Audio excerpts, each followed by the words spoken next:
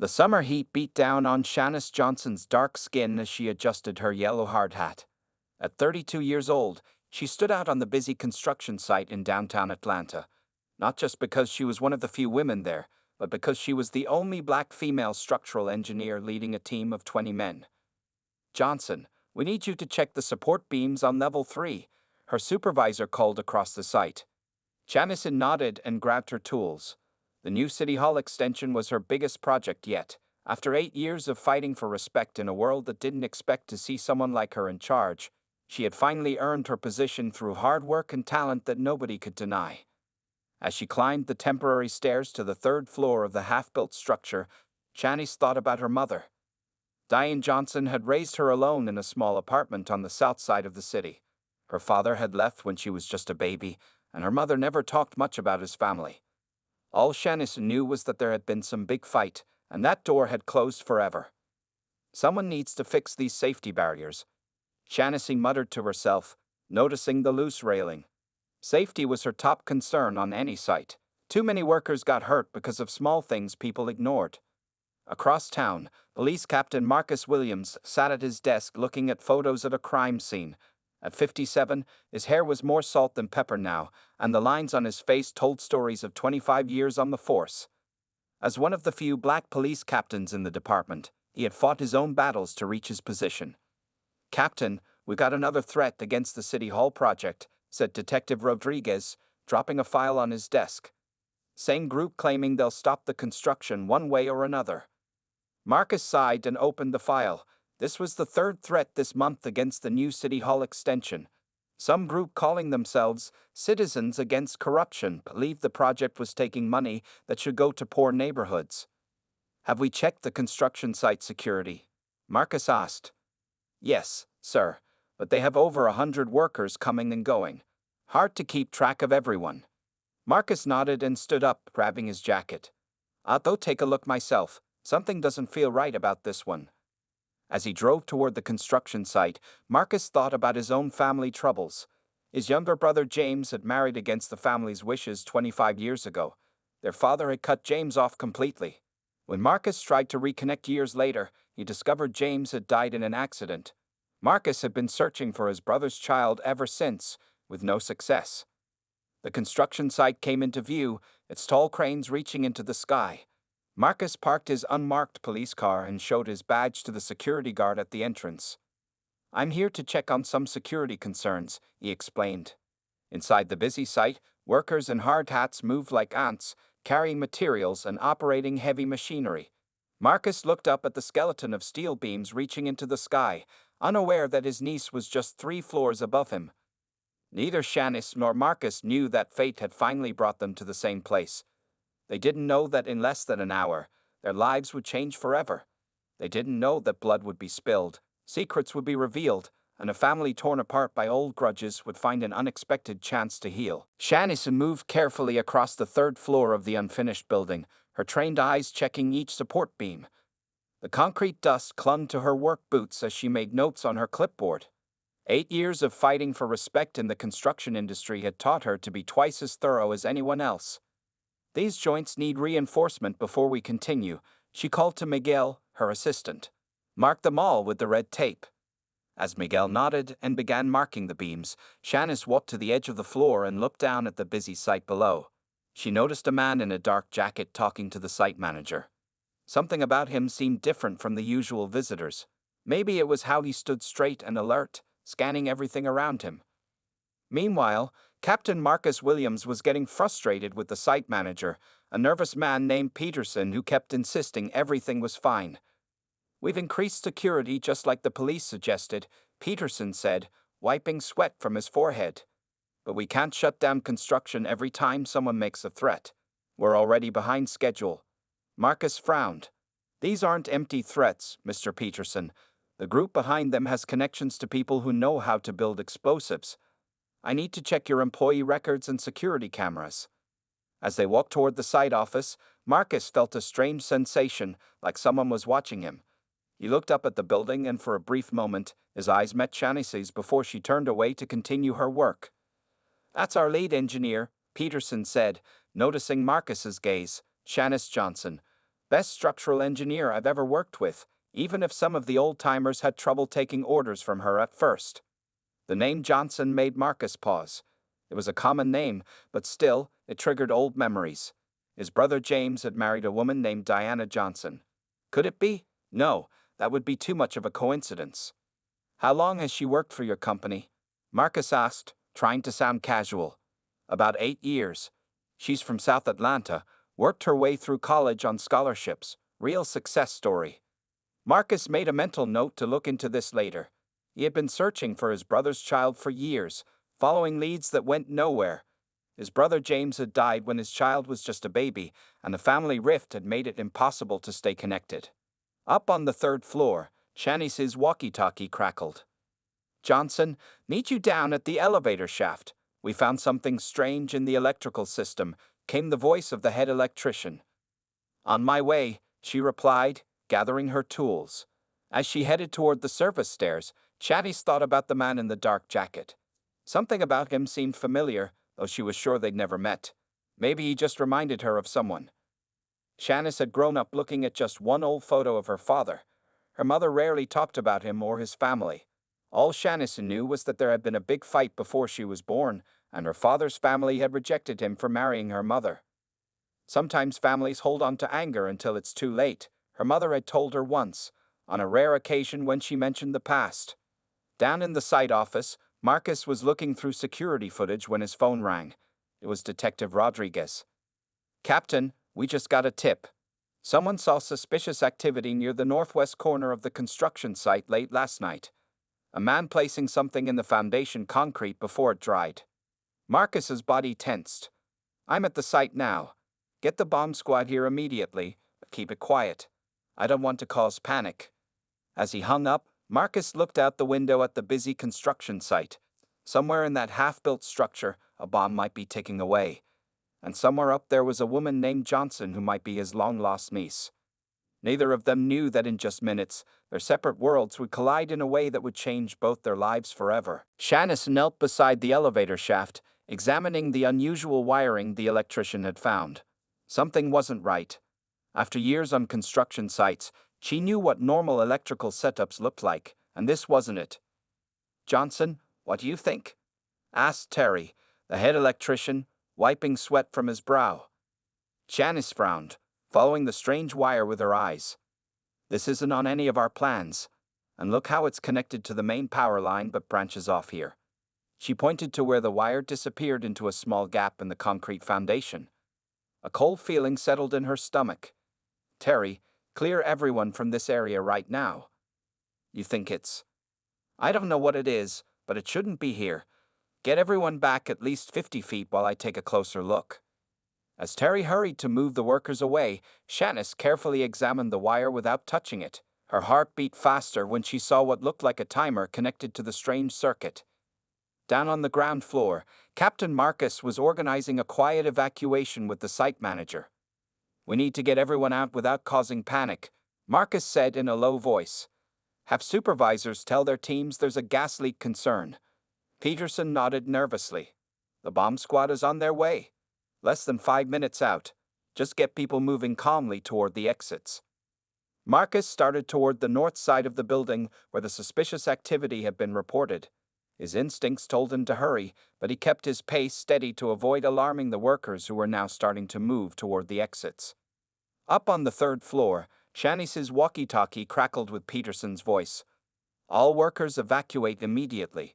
We have a possible gas leak. This is not a drill. Proceed calmly to the nearest exit. Shanice had looked at the device again. This was no gas leak. Someone had planted a bomb. She grabbed her walkie-talkie.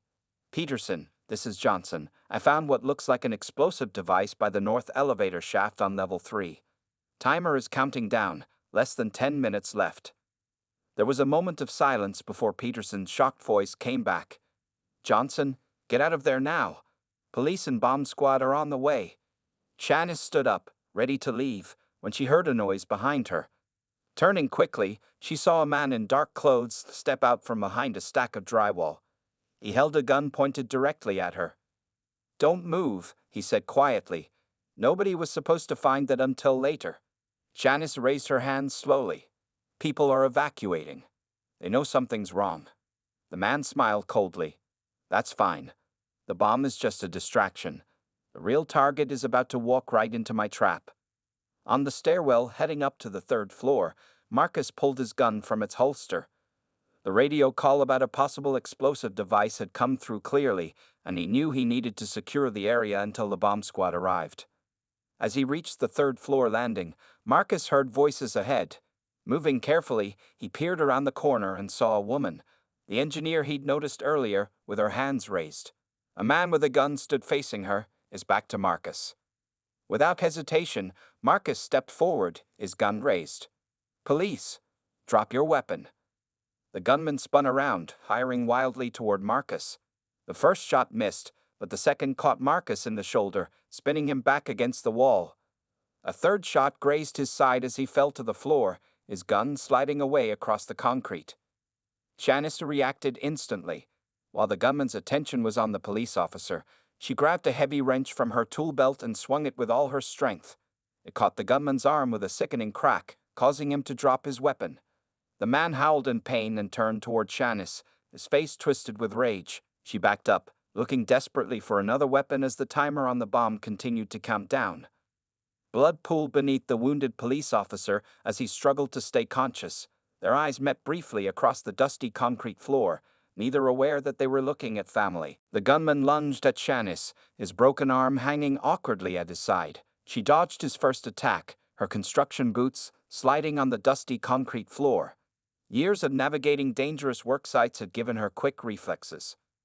"You've ruined everything," he shouted, his face red with anger. Shanice had glanced at the wounded police officer on the floor.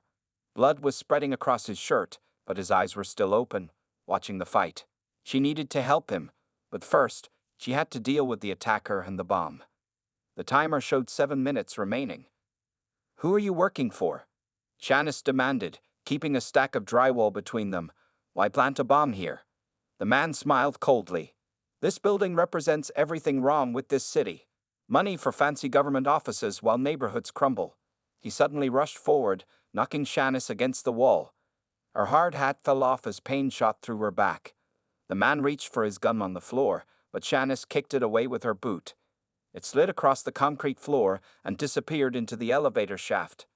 Captain Marcus tried to stand but fell back, too weak from blood loss.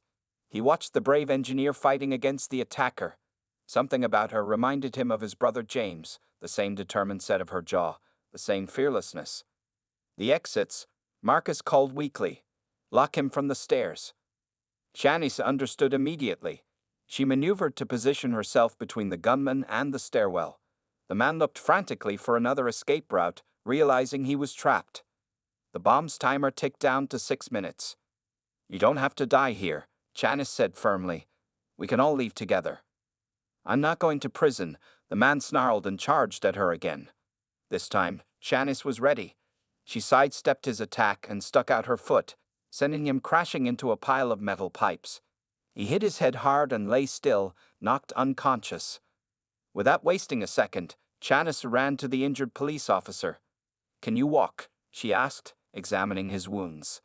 The shoulder wound was bleeding heavily, and the side of his uniform was soaked with blood. "Not without help," Marcus admitted, his voice weak. "Leave me. Get that bomb defused or get out of here." Shanice shook her head firmly. "Nobody gets left behind on my site." She tore strips from her shirt to create quick-pressure bandages for his wounds. After tying them tightly, she helped Marcus to his feet, letting him lean heavily against her. Despite being much smaller than him, years of physical work had made her strong. "We need to get to that bomb," Marcus said through gritted teeth. "Bomb squad won't make it in time." Shanice nodded and helped him toward the elevator shaft where the device was planted. "I know a little about wiring. Maybe enough to buy us some time." The timer now showed 4 minutes and 30 seconds. "I'm Captain Marcus Williams," he said as they moved slowly across the floor.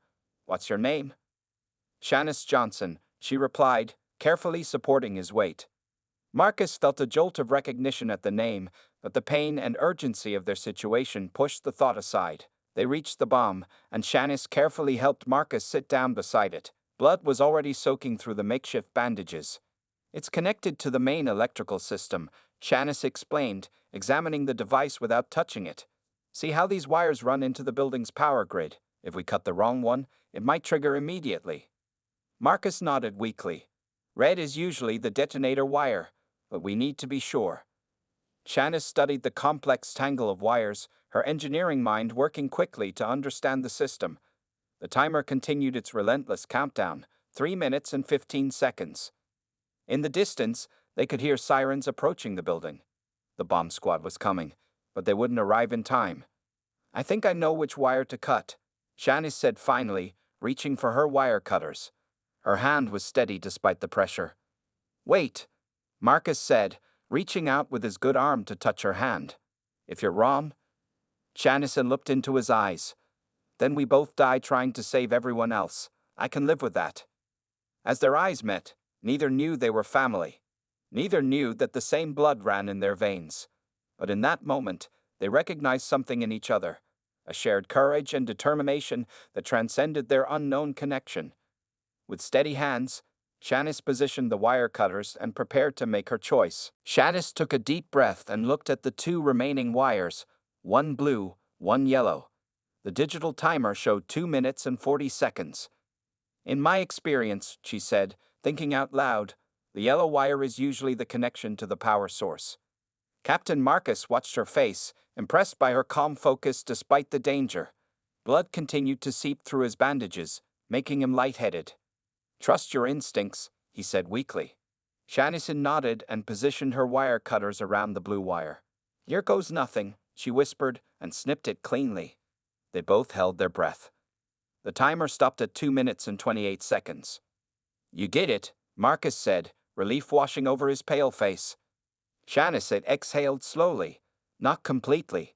The bomb's disarmed, but that man is still unconscious over there, and you need a hospital right now. She helped Marcus to his feet again, supporting his weight against her side. His blood was now soaking into her clothes, warm and sticky. As they moved slowly toward the stairwell, they could hear the shouts of emergency responders entering the building below. Down here, Shanice called out. Officer down. We need medical help. Footsteps thundered up the stairs as paramedics and police officers rushed to their location. 2 officers immediately went to secure the unconscious attacker while paramedics took over caring for Marcus. BP is dropping. We need to move fast, one paramedic said as they transferred Marcus onto a stretcher. Shanice stood back, suddenly feeling the full weight of what had happened. Her hands were shaking now that the immediate danger had passed. You're coming too, a female paramedic told her firmly. You got cuts that need attention, and we need to check you for shock. As they carried Marcus down the stairs, he reached out weakly and caught Shanice's hand. Thank you, he said, his voice barely audible. You saved my life. Just doing what anyone would do, she replied, walking alongside the stretcher. What's your full name again? Marcus asked, fighting to stay conscious. Shanice Diana Johnson, she said.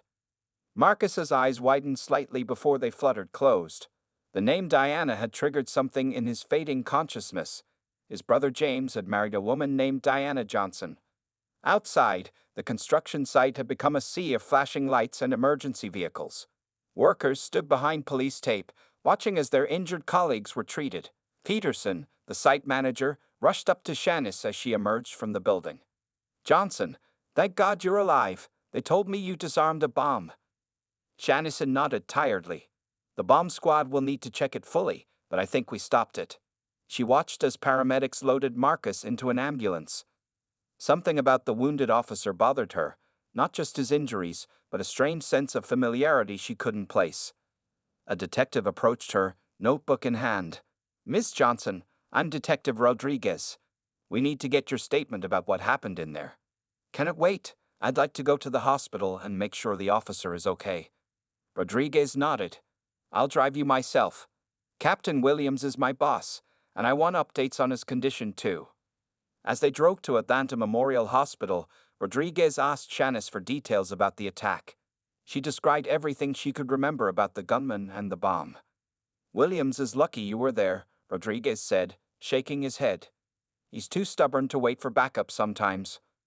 Williams, Shanice repeated softly.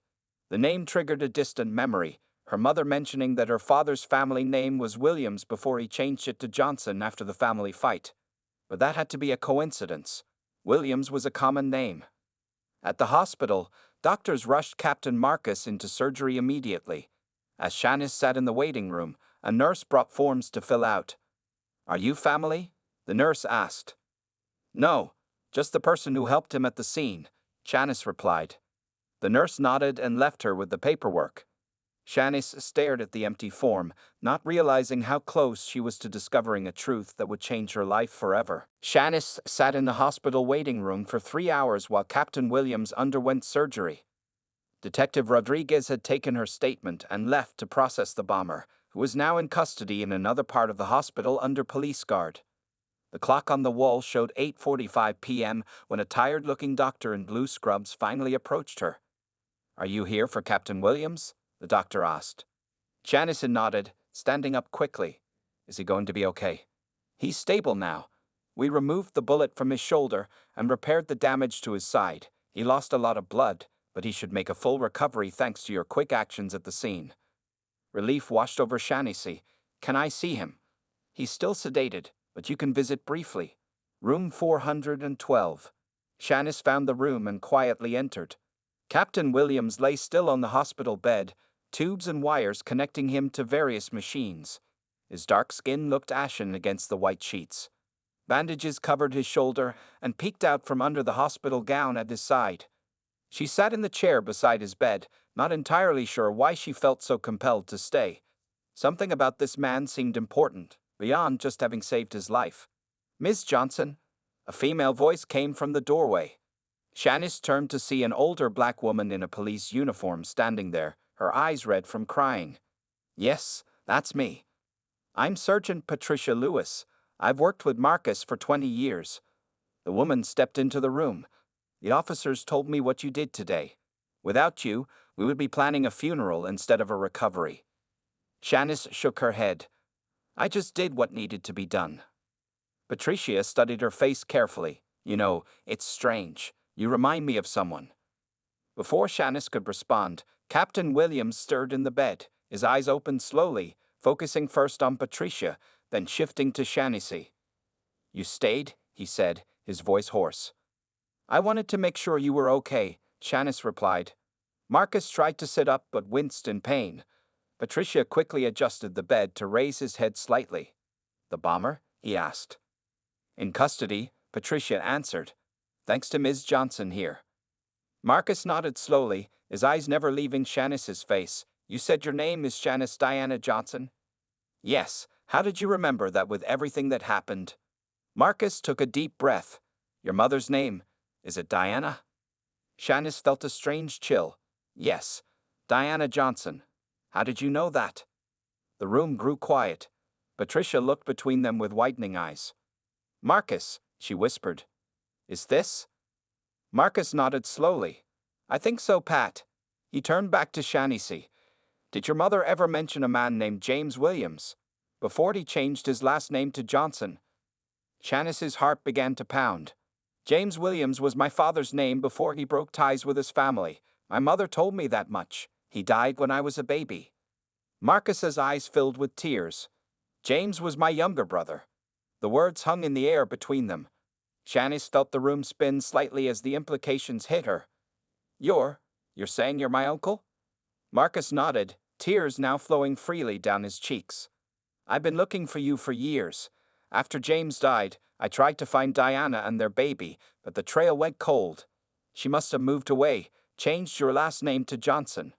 "She did," Shanice whispered. "She always said it was to protect us from the family that rejected my father." Patricia quietly stepped out of the room, giving them privacy for this moment. "Our father was a hard man," Marcus explained. "He disowned James for marrying your mother. I tried to stay in touch with James in secret, but then he died in that accident. I've regretted not standing up to our father every day since." Shanice sat in stunned silence, memories of her childhood flooding back, her mother's reluctance to discuss her father's family, the single old photo she kept hidden in a drawer, the way she sometimes looked sad on holidays when other families gathered together. "All these years," Shanice finally said, "we've been in the same city. And it took a bomb for us to find each other Marcus added with a sad smile. Shanice looked at the man in the hospital bed, her uncle, her blood, and realized why his eyes had seemed so familiar.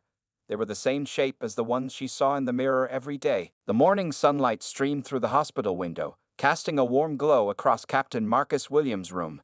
Shanice sat in the visitor's chair, still processing the revelations from the night before. She had called her mother late last night, a conversation filled with tears and long-held secrets finally brought to light. "I brought you some decent coffee," Detective Rodriguez said, entering the room with 3 paper cups. "Hospital coffee tastes like dirty water." "Thanks," Shanice said, accepting the cup gratefully. She hadn't left the hospital all night. Marcus was sitting up in bed now, looking stronger than he had the day before. The color had returned to his face, though pain still showed in his eyes whenever he moved too quickly. "Any update on our bomber?" Marcus asked after taking a sip of coffee. Rodriguez nodded. "He's talking. Says he's part of that Citizens Against Corruption group, but we think there are bigger players behind him. The bomb was meant to disrupt the City Hall project and create chaos. You were the real target, Captain." "Me?" Marcus frowned. "You've been leading the investigation into corruption in the city development projects. Someone wanted you out of the way." Shanice watched her newly discovered uncle's face. It was strange seeing her own features reflected in his, the same determined set of the jaw, the same expressive eyes. "My mother is coming this afternoon," Shanice said quietly when Rodriguez left. "She was shocked when I told her who you were." Marcus set his coffee down carefully. "I can imagine. Diana and I only met a few times before James married her. Our father forbade anyone in the family from attending the wedding." "She kept a photo of my father," Shanice said. "Just one. She told me it was taken the day they got married. There's a tall man standing next to him, but his face is partly cut off." "That would be me," Marcus said softly. "I snuck away to be his best man. If our father had found out, he would have disowned me too." "Why did your father hate my mother so much?" Shanice asked the question that had haunted her childhood. Marcus sighed deeply. "It wasn't about your mother specifically. Our father was from a different time. He had strict ideas about family and legacy. Diana came from what he considered the wrong side of town. Too poor, wrong connections. He thought James was throwing away his future. So it wasn't because she was black. No, our family is black too, though my father was very light-skinned and proud of it. It was more about social class to him. He had worked hard to become respectable and couldn't understand why James would choose love over status." Shanice nodded slowly. "My mother never remarried, said no one could compare to my father." A nurse entered the room to check Marcus's vitals, interrupting their conversation. As she worked, Shanice studied the family resemblance between herself and her uncle. They had the same eyes, the same way of furrowing their brow when thinking deeply. "Your numbers are improving," the nurse said cheerfully. "The doctor might release you tomorrow if this keeps up." After she left, Marcus turned to Shanice with determination in his eyes. "There's something I need to show you. In my apartment, there's a box of James's things. Photos, letters, things I kept after he died. They belong to you now." "I'd like that," Shanice said, her voice thick with emotion. A knock at the door made them both look up. An older woman with silver hair stood in the doorway, her eyes moving anxiously between Marcus and Shanice. "Diana," Marcus whispered. Shanice's mother stepped hesitantly into the room. She looked older than her 55 years, a lifetime of hard work showing in her face and hands. But her eyes were sharp and clear as they fixed on Marcus. "You look just like him," she said finally, "like James." Marcus tried to stand but winced in pain. Diana quickly moved to his bedside. "Stay still, you foolish man. Getting yourself shot." Despite her scolding words, her voice was gentle. "Some things never change," she continued, shaking her head. "William's men always trying to save the world." As Shanice watched her mother and uncle together, she felt something healing inside her, a hole she hadn't even known was there until now. For the first time in her life, she was seeing her father's side of the family, understanding the other half of her history. Diana took Shanice's hand and then reached for Marcus's, joining them together. "It's time to be a family again," she said simply. #Black female construction worker saves police captain's life, unaware he is her uncle. #Part 8. Full circle. 3 months had passed since the bombing attempt at the construction site. The new City Hall extension stood nearly complete, its glass walls reflecting the bright October sunshine. Shanice stood at the edge of the site, her yellow hard hat tilted back slightly as she examined the final structural plans. "Everything looks ready for the final inspection tomorrow," she told her team. "Great work, everyone." As her workers dispersed, Shanice checked her watch. She had just enough time to change before the ceremony. Today was Captain Marcus Williams' return to active duty after months of recovery and physical therapy. In her truck, she had a fresh outfit for the police ceremony, a simple blue dress instead of her usual work clothes covered in construction dust. These dual identities were becoming normal for her now. Construction engineer by day, newly discovered niece of a police captain by evening. Across town at the police headquarters, Marcus adjusted his uniform in the mirror of his office. The shoulder where the bullet had entered still ached sometimes, especially in damp weather, but he had regained full mobility thanks to his determination and twice-weekly physical therapy sessions. A knock on his door made him turn around. "Ready for your big moment, Captain?" Detective Rodriguez asked with a smile. "As ready as I'll ever be," Marcus replied, straightening his badge. The past 3 months had changed his life in ways he never imagined. Finding his brother's daughter after all these years had filled a hole in his heart he'd carried for decades. Every Sunday dinner at Diana's small house with Shanice felt like a gift he didn't deserve but treasured deeply. The main conference room had been decorated for the ceremony. The mayor would be there to present Marcus with a commendation for his work in uncovering the corruption behind the bombing attempt. The investigation had led to the arrest of 2 city officials who had been taking bribes from developers competing for the City Hall contract. Shanice arrived just as people were taking their seats. Diana was already there, saving a chair in the front row. At 55, Diana Johnson still carried herself with the same quiet dignity that had attracted James Williams all those years ago. "You made it," Diana whispered as Shanice sat down. "Barely, had to change in the truck." The ceremony began with speeches from the police chief and the mayor. Shanice watched proudly as Marcus was called to the podium, walking with only the slightest hint of stiffness in his gait. "Today we honor Captain Marcus Williams not only for his bravery during the attempted bombing, but for his tireless work in following the evidence to expose corruption within our own government," the mayor announced. Marcus accepted the medal and stepped to the microphone. His eyes found Shanice and Diana in the audience. "Thank you for this honor," he began, "but I can't accept it alone. 3 months ago, I walked into a trap that should have ended my life. I survived only because of the courage of one citizen who risked everything to save a stranger." He paused, looking directly at Shanice. "I'd like to ask Shanice Johnson to join me up here." A murmur went through the crowd as Shanice, surprised, made her way to the podium. Marcus put his arm around her shoulders.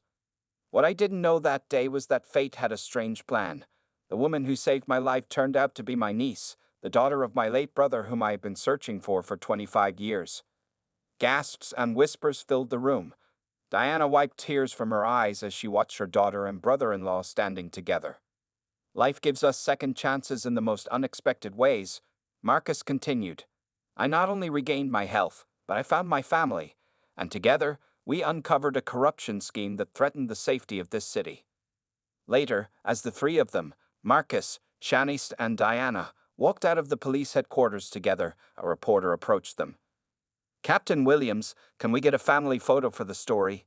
They stood together on the steps, Marcus in his police uniform, Shanice is still carrying her construction helmet, and Diana between them, holding their hands. As the camera flashed, Shanice felt a sense of completeness she had never known before. "Dad would be proud of us," she said quietly. Marcus squeezed her shoulder. "He's watching, I'm sure of it." The family that had been torn apart by pride and prejudice 25 years ago was whole again, brought together by chance, danger, and courage when a black female construction worker saved a police captain's life, unaware he was her uncle.